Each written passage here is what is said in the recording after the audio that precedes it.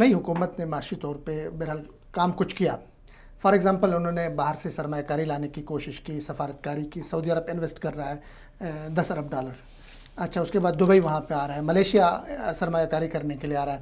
تو کافی وہ باغ دوڑ کر رہے ہیں، تو اس پہ آپ کیا کہیں گے؟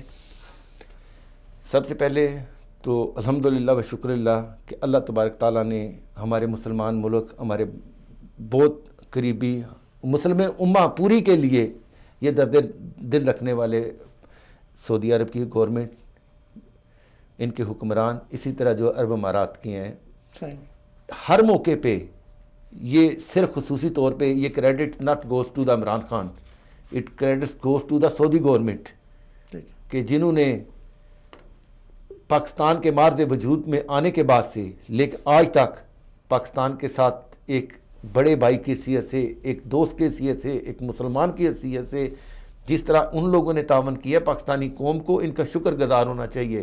ہر موقع پہ طوفان آیا